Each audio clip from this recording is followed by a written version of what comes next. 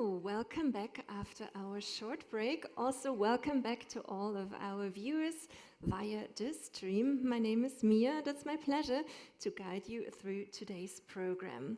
For everyone who was here already at our big stage opening, we already dived into the topic of AI, and we discovered new ways of music promotion. Now we are finding out how AI is influencing A&Ring.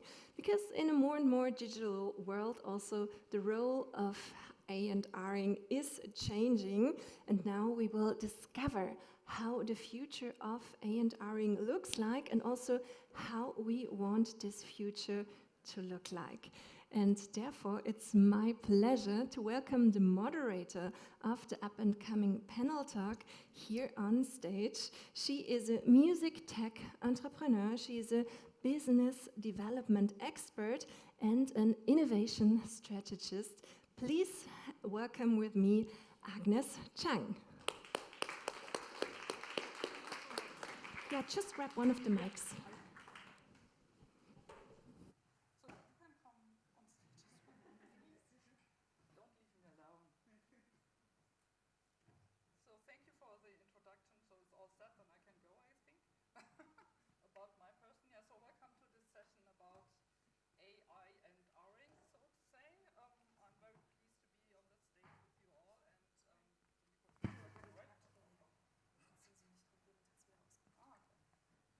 I hope now it's, oh yeah. Let's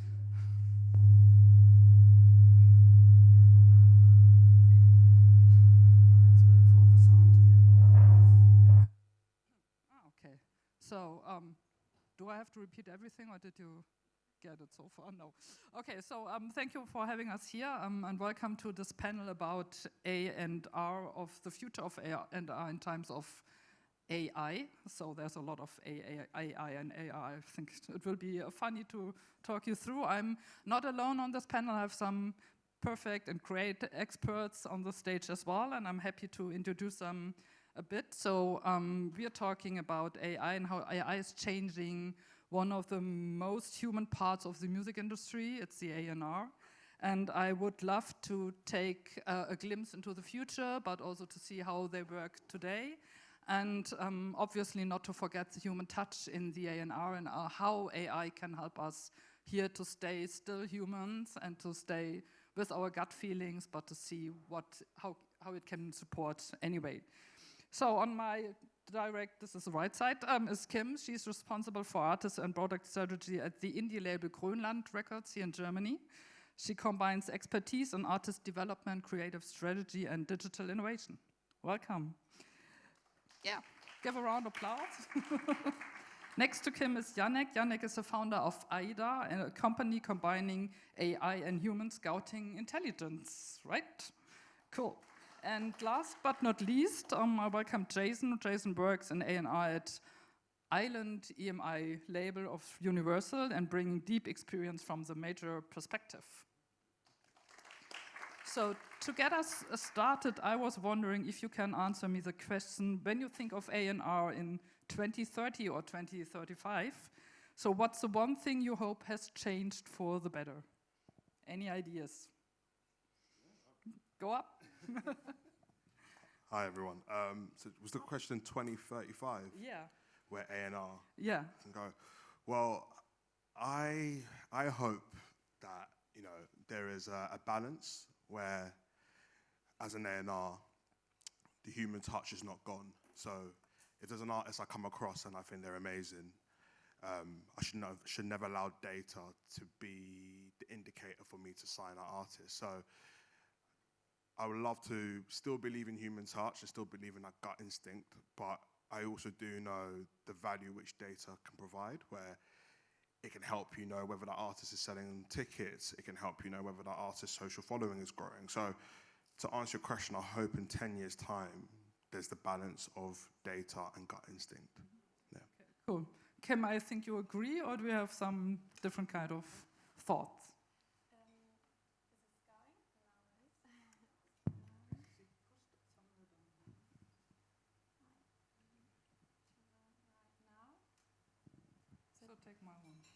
We can take this one. Yeah, no, now I'm on. Yay. I agree, and I have hope for that as well. And I also hope that we've found a solution on how to license music within the A&R, the AI, yes, the making music production with AI, and to maybe also separate like the value of human-made music and the value that is now of the rising AI-based music compositions. So yeah, that would be a hope. Cool. Janek, from your point of view. Complete different opinions. I guess so, yeah. No, of course not. I agree fully with both of you, completely. I think the human element in A&R is essential and has to be essential forever. I hope nobody will ever change it. But I think data is also very important because there are some facts in the industry right now, some changes that have happened already or will happen that I also see for in 10 years. I hope that especially every indie label, publisher, library, whatever, is kind of using data as well for the decision process, for information and everything that belongs in there. Because right now, for example, I think there's even a small competitive disadvantage for all the indies labels if we compare them to the rather bigger companies. But we'll dive in details. So I hope everyone will somehow use data for their advantages to balance the whole market as well. Great, I love the perspective and the optimism you bring on the stage. So you do not fear of AI or say like, oh my God, I will lose my job. We will never do A&R in the same traditional way we did, because so 10 years ago, it was A&R was, correct me if I'm wrong, but it was mainly based on personal relationships with artists, with managers, the gut feeling on the one side and being on the right place and the right time. And today we are seeing a shift somehow forward to use and integrating data analytics. We know all the tools, Chartmetric and blah, blah, blah. So you all use that, I guess, a little bit more than you did in the former time. And this kind of mix of intuition and technology is one question I'm curious about. How will we combine those both to find the balance you talked about? And so Jason, from your point of view, working at a major label, so to say, are teams now genuinely open to use AI insights into A&R? Or is it like, oh no, there's still a lot of skepticism when someone brings up like, but the algorithm says, the data says. Is there anything you can talk about? Is it okay to use it, or is like, oh no? It's a really good question. To be honest with you, no one in my team uses AI in terms of making the music. To be honest with you, I think it's so important that I don't do that, because I've got a lot of purity when it comes to music making. I love the thought that an artist or a creative or a producer can make music by using their own imagination rather than stealing from other parts of music. So in terms of AI, like, the furthest I've ever used it with AI with my job has been ChatGPT, and that has just been on questions. Like, I've been working on an album for the past year now, and it's the first time I've worked on an album on my own. And I was trying to understand like the process of mixing an album. And I used ChatGPT for the first time, and it literally broke me down on how you process or make an album. And I was like, okay, this is actually quite cool, because it's now taught me what I need to do next on mixing this album. So that was the first time I kind of saw the value, and I'll be honest with you, like the coolness of AI, because literally it presented everything for me. I was able to go to the studio, help the artist out, and know what I need to do. But when it comes to like making music and AI being used, that is something which I do disagree. And I talk to a lot of my colleagues, and a lot of us don't really want to be using AI when it comes to making music. Yeah. But is there any other way then, instead of making music with AI, do you use any AI tools to predict or to find artists? Is there any tools you already use?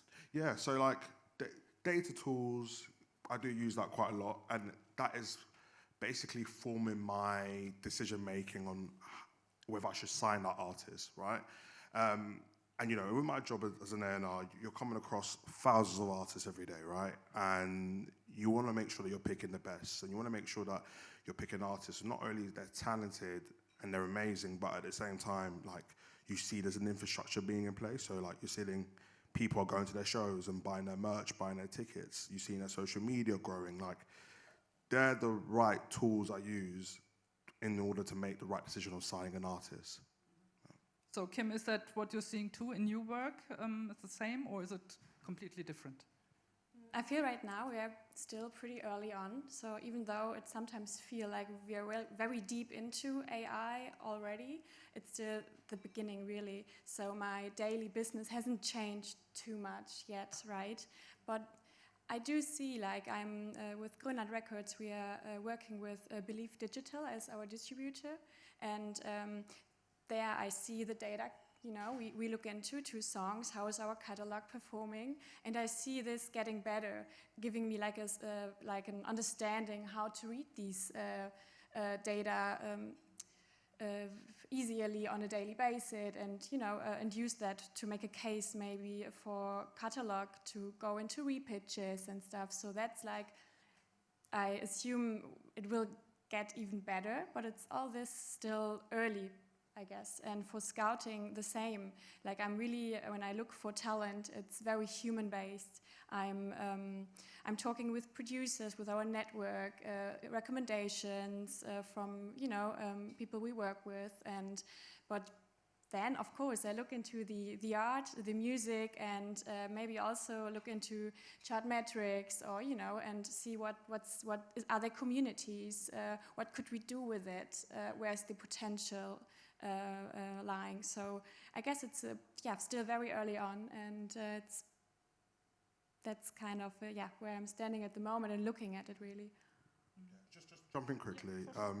It's really interesting because when I talk to older A&Rs who worked in the business in the 1980s and 1990s, which people usually call it, you know, the golden period due to like its economic status, they always say to me how lucky my generation is, where like in their generation they would have to go to every single venue across London or across the UK. They'll be driving through the M25 and they'll be spending hours and hours trying to find like the next big thing, right? And they say how lucky we are, where like we have got the tools where we could just, everything's kind of presented us there for us to know, okay, this artist is selling these amount of tickets, this artist has a social media following. So it is really interesting that, like, you know, we are living in a time where it is very data focused, but, you know, I think the whole purpose of this conversation is to know that there is a fine balance of gut instinct, human touch, but there are some tools which can be valuable and help you know, okay, this is the artist I'd like to work with.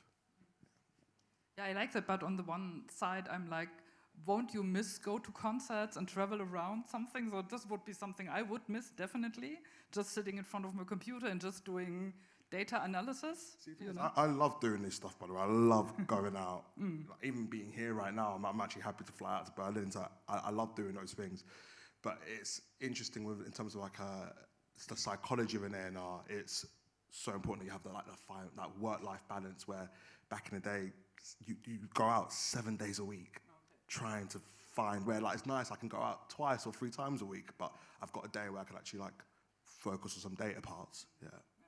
So Kim, it's for you the same, that you say, okay, it helps me to structure my work somehow and not to do this overwork by visiting so many concerts and seeing so many artists? Yes, it helps to focus, I guess. I would agree with that. Like, you don't have to hustle, like or chase so much. You can maybe lean back on that end a little more. But what I was just thinking, when we touch on the elements of the A&Ring, I mean, I think this job can be very different, right?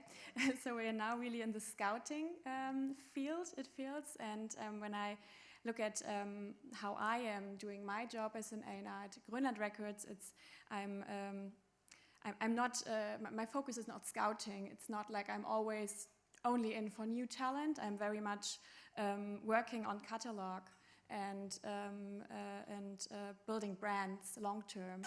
And I think that's my skill, the communication and the long-term relationships with our artists that we do sign and scout. And but there are other A&Rs I very much appreciate working with the artist management I'm doing. And there's one, he's like really into the production field. Like, he's very good in he's within the studio. He has great knowledge of how music is made. So he can give such different advice to artists, and therefore also use AI different than I do. You know, when I'm more leaned into what storytelling, you know, what vision do we want to share with fans and communities? And so, yeah, I think that's kind of important too, to see the fields of the A&Ring, really, right? Yeah, so agree. Perfect. So, Janek, you're building an AI tool that think with scouts and not for them. So it's obviously the tool you're all looking for, I would guess.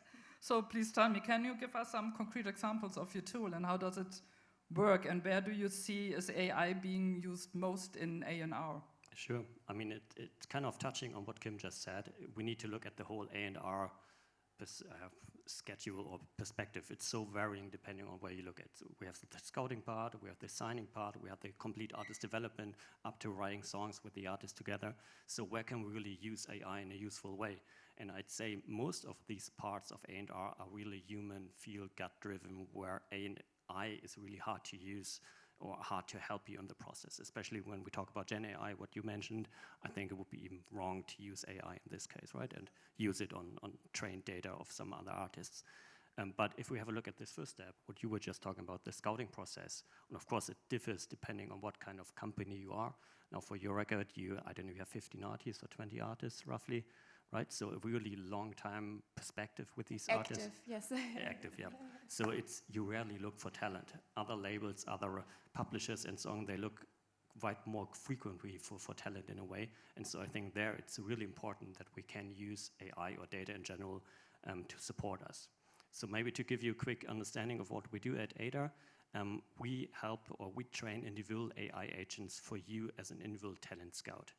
It works pretty simple. It's one question asking you what kind of artist are you looking for.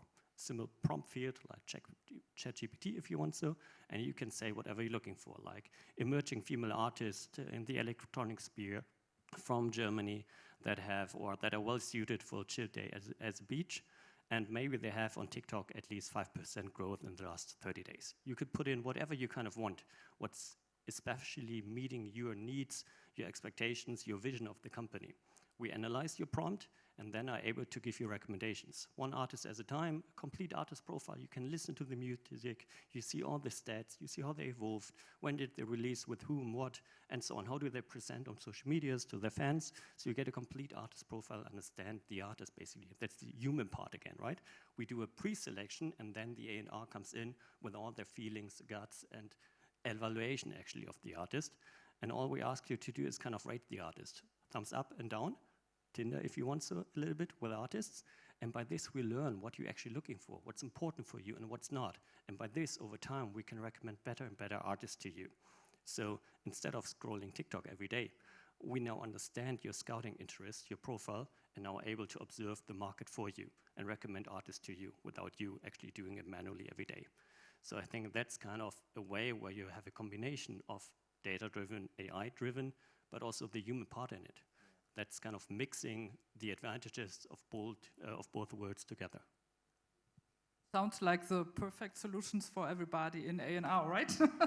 So, but Jason, when you hear that, so what is your biggest concerns about using data tools or for A&R decisions? Are you like, okay, I'm confident to go, or do you think, okay, we will miss something, we miss something important? Is it diverse enough to have a look at it? You know, that's a really good question. I'll be honest with you, I haven't got any concerns, and the reason why I haven't got any concerns is because I've made sure that I've built myself as an A&R who believes in talent. That's the reason why I became an A&R, because I knew I wasn't talented enough to be an artist, so I said I'd rather work behind the scenes and support talent. So my A&R positioning has always been about, like, if I come across the next D'Angelo, and they've got what? 1,000 followers on Instagram, I couldn't care less. Like, if the voice is amazing, I'm gonna go work with that artist. I'll do everything I can to work with that artist. And it comes to once upon a time when you come across an amazing artist, it's so important as an A&R you don't dismiss it. So, you know, working in this data environment, I haven't really got any concerns with it because, you know, my positioning is all about signing great artists.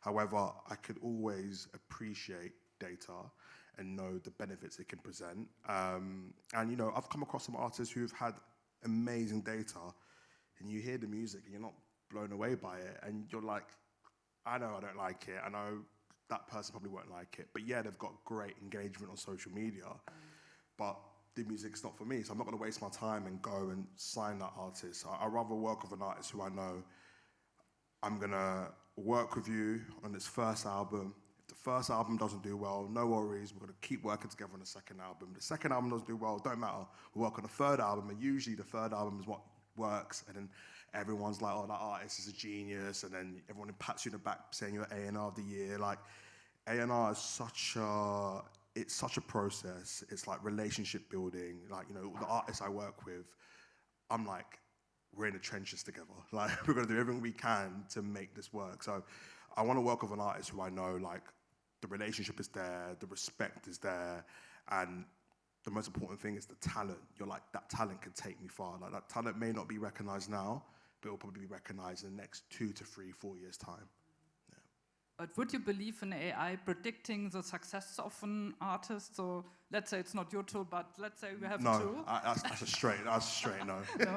Sorry, that's a straight no, in my honest opinion.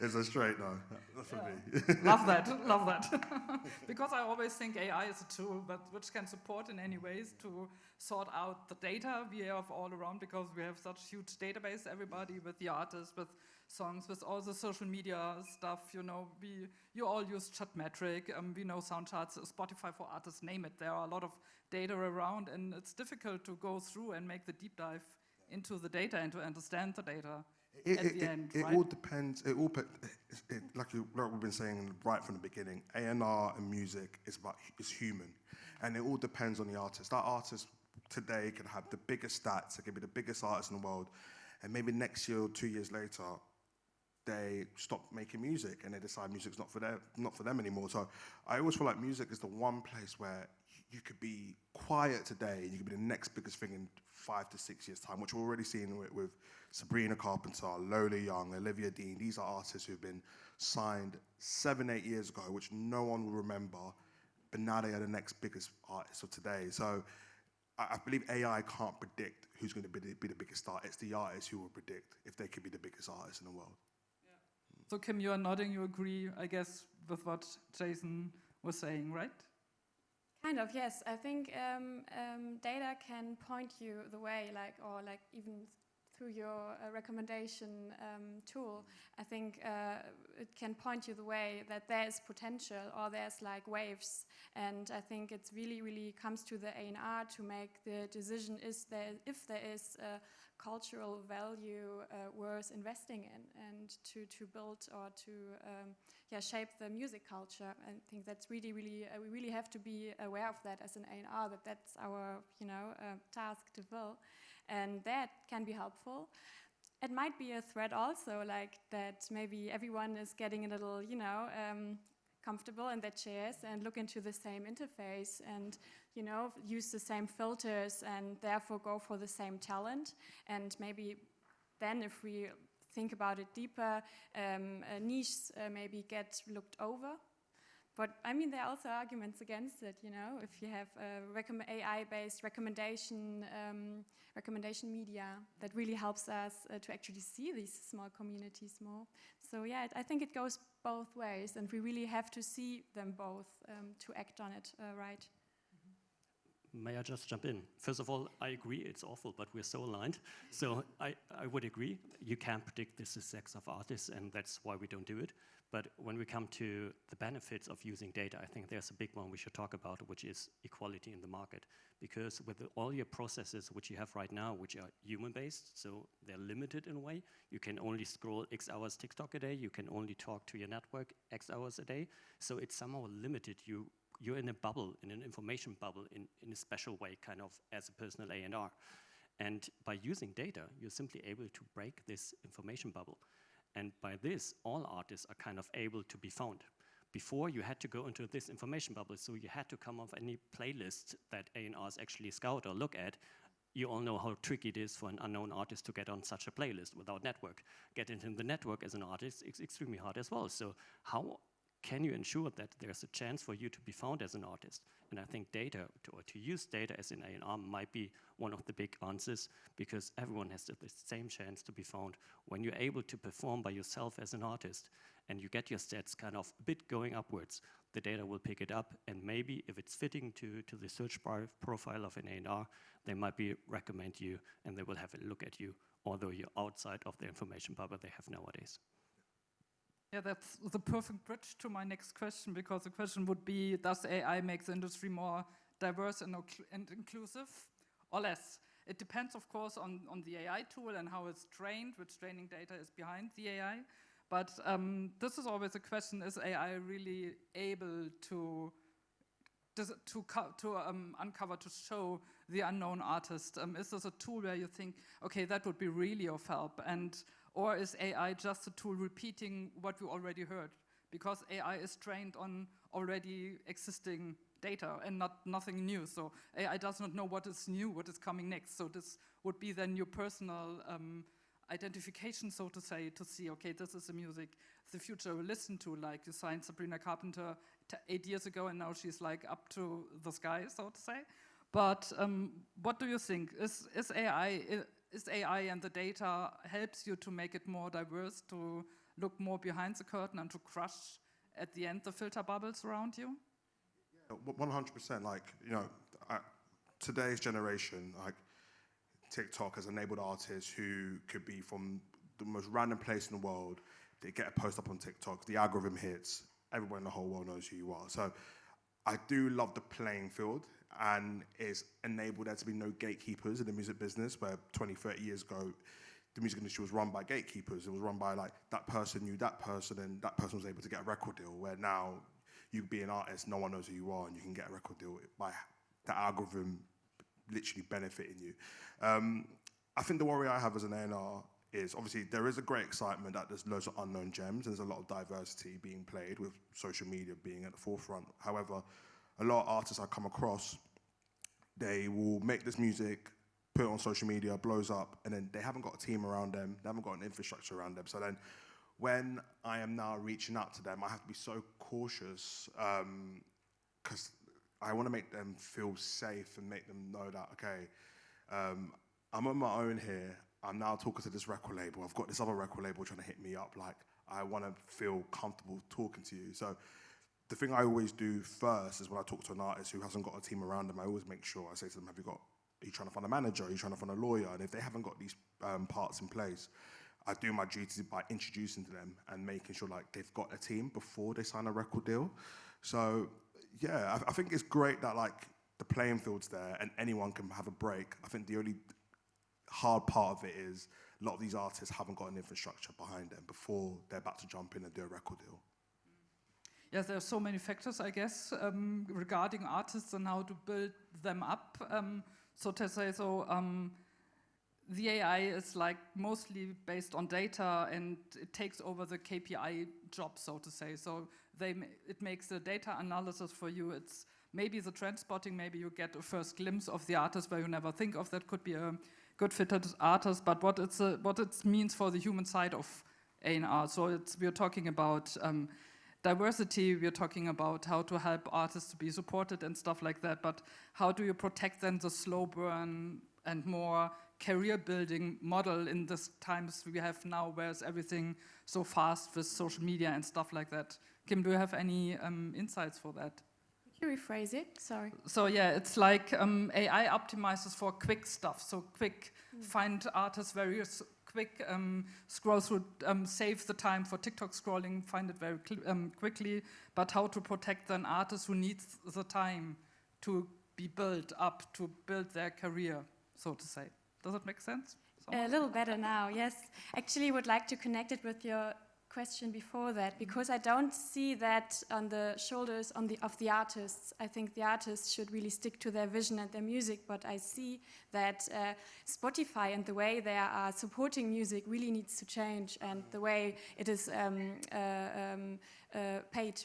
You know, I mean, maybe AI could touch on that and have like maybe German, not German music, but musicians in Germany have like within the German market have like a I don't know, some kind of advantage, you know, like a better, like in playlists and what, you know, I'm not working with for Spotify, but they will hopefully come up with solutions on there. So it's actually supporting the culture a little more.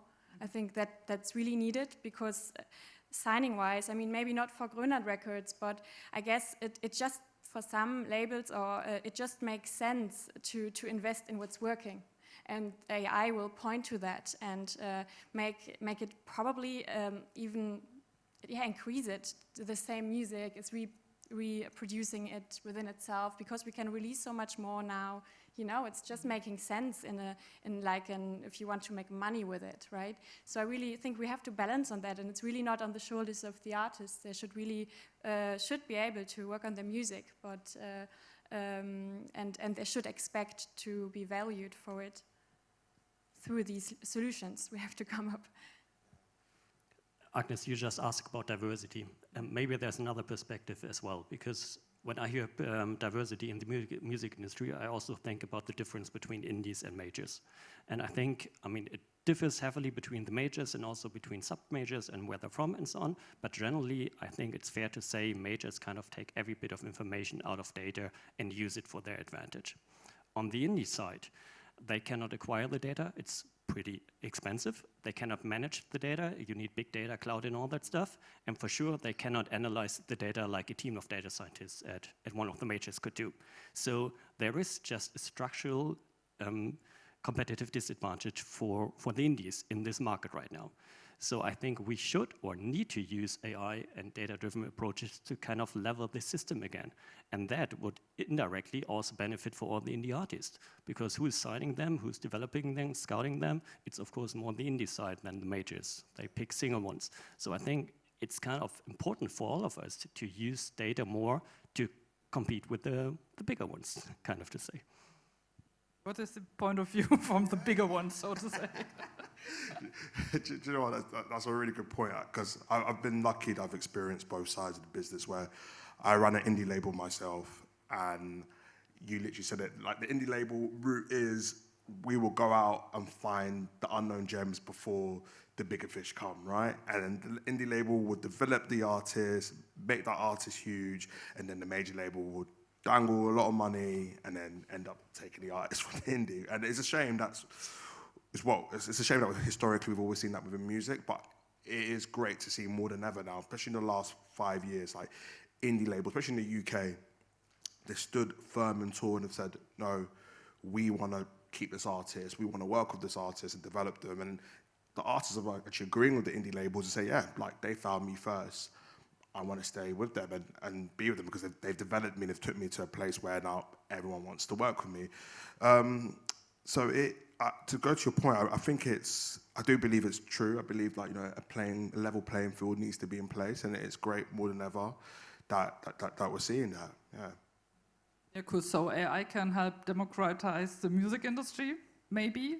Would be a good next panel topic, I guess, to discuss that if AI is able to do so. I love the idea somehow, because I see AI could crush filter bubbles. It could help you get out and find a more diverse artist pool and experience pool for yourself as well, that you never experienced before. So I love the idea of using AI in terms of this way and not like, oh, to be feared of AI and losing jobs and stuff like that. So speaking of fearing AI and jobs, what do you think, Jason, what skills do you think will matter most for A&R in the future when we're going forward? What would you say if someone's here in the audience say like, oh, I want to start in A&R, what are the skills, what are the tools you need to know and to get comfortable with? Like A&R is the most interesting job. I think it's a job which is based on you, right? Like all the A&Rs I work with, they got hired because of their personality and their people skills. And the most important thing is they love music. And I'm a massive lover of music. And to get into A&R, you just have to be passionate about music, you know? And when I mean passionate, it's like you're with the artist 24/7. You're with them, developing the music, being at the studio with them, even getting to know about their lives. Like sometimes I'll be at the studio and me and my artists, we don't even talk about music, we just talk about like our relationships or family or life. You know, you really have to like soak in, and Kim, you know it, like you have to really be with your artists and that's the whole beauty of A&R. You find yourself less in the office, but more in random places like the studio or even a house sometimes. But I think of today's generation, A&R, I believe it's still crucial. I don't think majority of us are scared of AI. I think the only thing we're worried about AI is just like the artists' livelihoods and the artists' music being taken and there not being enough like regulations in place. And I think that's what definitely needs to be worked on in the next couple of years for people to feel safe for where the music industry is going in the future. Love that totally. Kim, what's your point of view of like what are the future skills you have to bring with you to work at Groenland Records in the A&Ring? I always believed in working or to be able to work interdisciplinary, is it in English, right? Yes. And so that's what I've always been doing. I've been studying at the University of the Arts and there in the strategic field and the communication. And when I started working in the music industry, for me, I always wanted to know how everything is connected. I want to know not only what I have to do in my field, but I want to know what the product management takes from there, or what the PR side really needs to understand the product. And I think that's very crucial now as well. Like when through AI, processes can be connected in a way. So yeah, I think that would be my take, to really understand the field you're working in. Cool.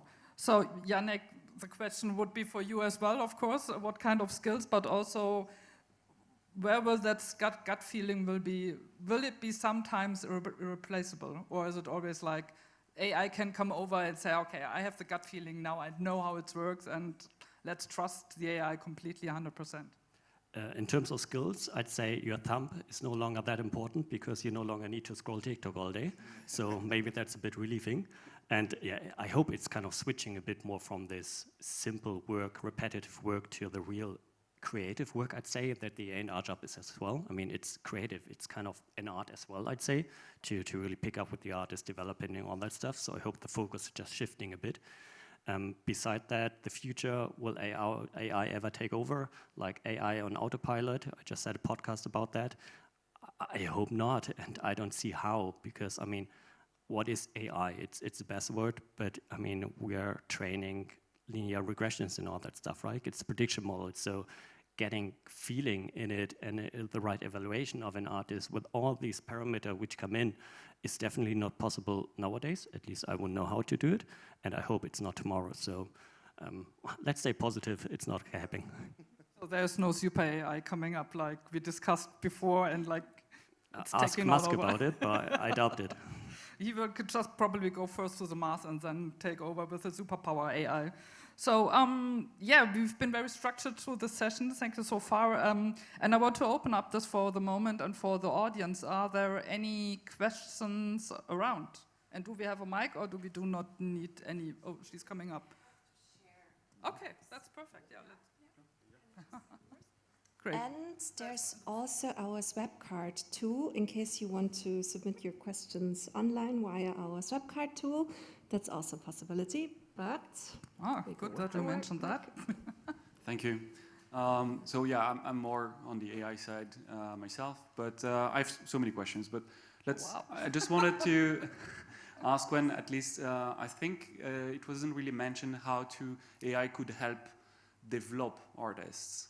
So you talked about scouting, maybe signing. It's kind of more obvious. But what about developing an artist and how AI can actually, in your opinion, help in that process?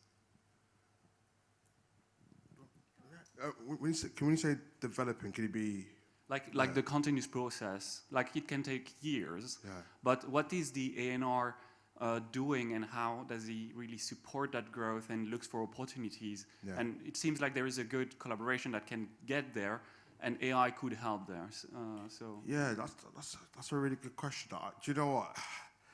I'm only going to just speak it through my experience as an A&R, right? That's the only way I can actually answer all of this. But I don't know what AI can do to develop, you know, because A&R and music, it's like I said, it's such a human form, and it all depends on the artist. The artist runs the ship of the music business. Like, if there's no artist, there's no music business, right? And the examples I can give of the artists I work with at my label, you know, they've made an album last year, or 2 years ago, sorry, took a massive break because of mental health issues, right? And they said to me, I'm not gonna come back until I feel ready and I feel like focused to make new music. I'm so grateful that artist feels so good. He's happy to make new music again. And he's gonna be the one who determines whether his album is successful. So, you know, the only thing I could use with AI is, example, he played a show in London. He played a venue called Hammersmith Apollo, which is a very big venue, sold 15,000 tickets. We allowed AI to help us know, okay, cool, what other venues could he do around that region, which he could sell as amount of tickets. That was the value of AI, you know, it was information-based. But when it came to like the well-being of the artist, making the music, finding the producers, finding the writers, AI is not involved in that. That's just us and our brains, yeah.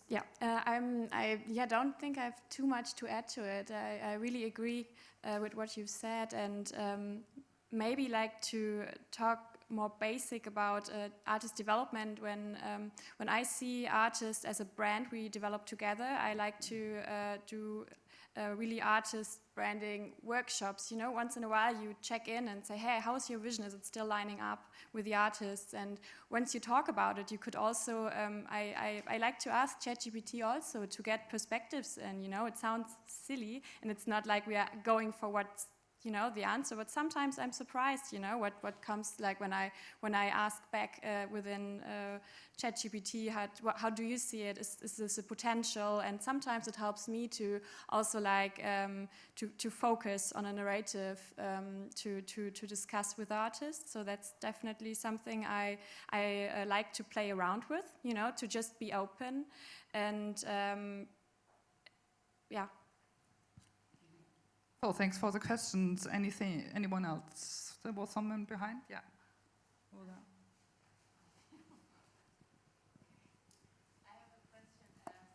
there. Janek, because I was wondering if you speak to different labels, like pitching your company or your product, how do you feel their attitude towards AI is? Are they open? Do you think maybe they're a bit naive still about the topic? It differs heavily. I mean, we have some that directly feel offended, to be honest, as well, because I think this Gen AI has such a negative influence on the whole music industry that it's hard for a lot of people to separate those two issues, that AI is always kind of creating music with his stolen data. And that has nothing to do with what we do. It's really, we train stuff on your own data, basically. You build your own training data set by rating artists, like TikTok and so on would do. So there is nothing in a way that's kind of related in any way to this Gen AI in a way. So therefore, I think there's quite some negative opinions about using AI at all in the music industry. Beside that, I think we have a lot of, or most are really positive because they would save a lot of work. The effort would be reduced heavily, and all these repeating jobs which you have to do in scouting, if you're a company that's regularly looking for fresh talent, is just easier and quicker in a way, and you have time to focus on other stuff.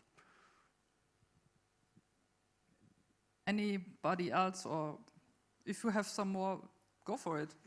This is a chance to talk to all of them, so. Yeah. Thank you for the opportunity. Yeah, so well, for my previous question, maybe I can ask you after. But also you mentioned about the playing field. I think I can combine two questions here because, yeah, so this KPI that are behind like both the scouting and the signing discussions maybe really put a lot of pressure on the artists. And you were mentioning like this pressure shouldn't be on the artists. They should be focusing on their vision. So how do you do that? Like, how would you level the playing field? You said AI should level the playing field, but it's very KPI driven. So how do you break that cycle of pressure on the artist to run after presence, online presence and everything, avoid the early burnout that you could have from it, and help to have real discovery while you really have a broad market? tricky one. And I'd say take off the whole pressure of the artist. Is it the right approach? I mean, of course, there shouldn't be pressure that makes you sick in a way or so. Completely get that. But after all, it's a competitive market between artists as well. And the ones that perform best, that make the best music, will hopefully success in a way as well. So I think it's kind of the nature of itself that there is a competition between artists, and those that somehow do great work get rewarded for it afterwards as well, are found in a way. But I think the chance to be discovered, that should be similar for everyone. So it's the equality on the first level of being discovered, not in the output, that everyone should be equally successful, because they're differently good and yeah, probably perform differently. Okay, sorry. Yeah. Follow up, just because the point I was trying to ask is that the successful by the algorithm standards is not the same as focusing and having talent on your vision, regarding your vision. So those two are not completely aligned. So how do you get to be value more the vision aspect and the focus on your act compared to optimizing your search engine results or TikTok trends and stuff like this? You're getting more tricky. I'm not sure if I get it 100%. What I can tell you about KPIs in general maybe is that I think it's very important that you don't have any generalistic KPIs there after which you measure whether an artist is good or not. It should be always on the individual level again. And I think that's, if we think about using AI in any way in the industry, it should be on the individual level. If you have any predictions for who are the next successful artists or the most promising ones, and you put out this one list to all companies, all of them jump on the same list, they're all not fitting in a way, and who will sign the artist? Probably the one with the biggest budget in a way, right? So again, we don't have a leveling field, so we need recommendations on the individual level that you can align your needs with the artist. One artist could be a perfect match for one company and no match at all for another one, because their visions, their company visions, their goals and needs are completely different. So you need AI that's kind of trained with your situation. Can I jump in quickly? Like, I just look at it as this, right? AI is a great tool, like especially like within like the data tools, right? Like the chart metrics, the pseudo tones, these AI tools. Best place to find an artist, right? If you like the music, it's my job to go out, meet the artist. If I have a great relationship and I love the artist's personality, I go my way and sign the artist, right? So the record label, is our job to make that artist successful, right? So I just look at AI as like it's information. I like the information, then it's my job to work on it and make that artist is successful. Do you know what I mean? That's how I look at it, yeah. Oh, all set? Perfect. Oh, the last question, short and quick, please. I was just wondering from the artist side, what would be the most efficient way to be visible to the AI for the scouting? Like if I'm an independent artist just starting out, what tools, what places are best picked up by AI so the scouting AI finds me? So for me, I use tools like the chart metrics and soda tone, and using those tools, it actually enables me to know like if the artist, like Instagram, has picked up a couple of followers within that week, or if that artist is now beginning to sell out 100 cap, 200 cap venue shows across London and the UK, or if an Instagram post has now got 20,000 views within a day. Like, they're like the kind of things which allows me to pick up things within AI and know, okay, cool, this is what the artist has done within this week. And then it's my job now to look at those artists, and if I love the music, I'll go my way and reach out. If I don't, I'm more than happy to step back and let somebody else find the artist. Yeah. Maybe to jump in, make sure you have all your data available, because there are so messed up profiles even on Spotify that you have tracks which don't really belong to you on your own account. And so you really should care that everything is cleaned and your information is present, that you have all your tags, your metadata available on Spotify for artists. You can even send or contact Soundcharts and Shopmetric and fill your data, that you have all your genres, subgenres available, that they know your gender. Even that is really important, especially when you're female, because there are a lot of labels and other companies out there that are looking for female artists. But if we don't have that tag, that information, that you're actually a woman, it's really hard to find you. So just make sure you have all your data up to date and available, and it's easier to be found. And the rest is auto, because when you're using Instagram, TikTok, and so on, it's all red, it's present. That's all Instagram, TikTok, so how about SoundCloud and stuff like that? Yeah, all of that. YouTube, everything. Everything, okay, Yeah. cool. Yeah. So, perfect. Thank you, dear panelists, for this exclusive round. I loved our conversation very much. Let's give our panelists a big round of applause, please. So, thank you for being here and listen to. I think the panelists are still open for questions, and we have 15 seconds to run the stage. Let's go. No, please stay. Also from my side, thank you very much. Thank you, Jason, Janek, Kimberly, and Agnes. I just also want to thank all of our viewers via the stream that you're still here. We are now heading into a 10 minutes break, and then we dive into the next topic, which is how to build up a multi-dimensional career within the music scene and beyond. So please stay here. I'm looking forward to seeing you again after our short break. Thank you so much.